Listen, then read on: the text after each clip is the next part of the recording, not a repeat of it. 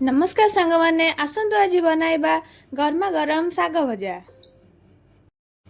सेथिपाई प्रथमे सजना साग को भल भाव बाछि नेबा।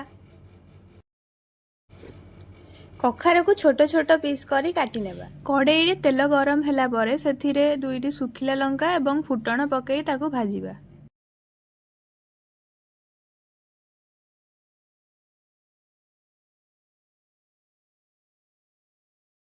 फुटण फुटिगला परे सेथिरे कटा जाइथिबा कखार को पकाई ताकू भल भाव भाजिबा।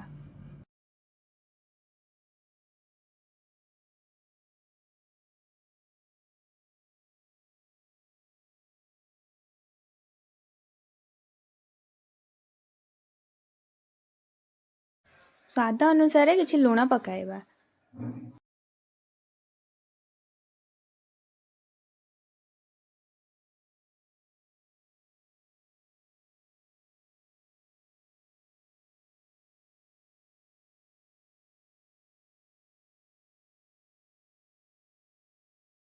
एबे सेथिरे किछि पानी ऐड करिबा।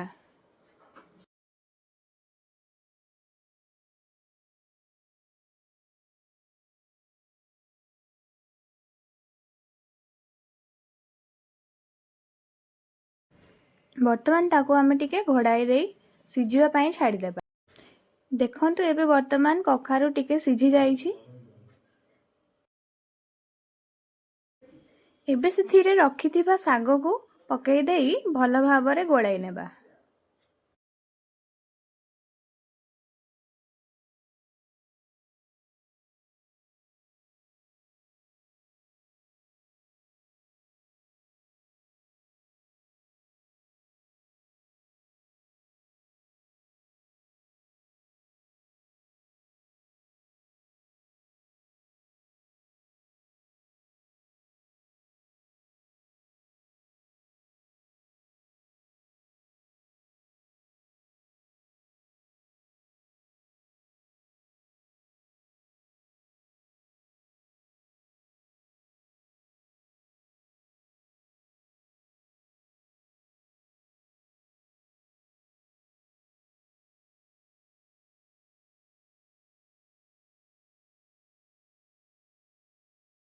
सेथिरे वर्तमान 5-6टी रसुण को छेचिकी पकाई देबा।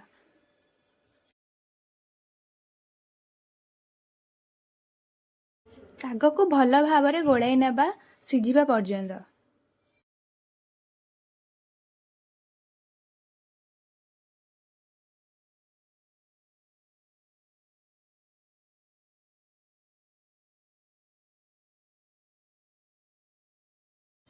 देखंतु वर्तमान सागटी भल भाबरे सिझी जाइछि।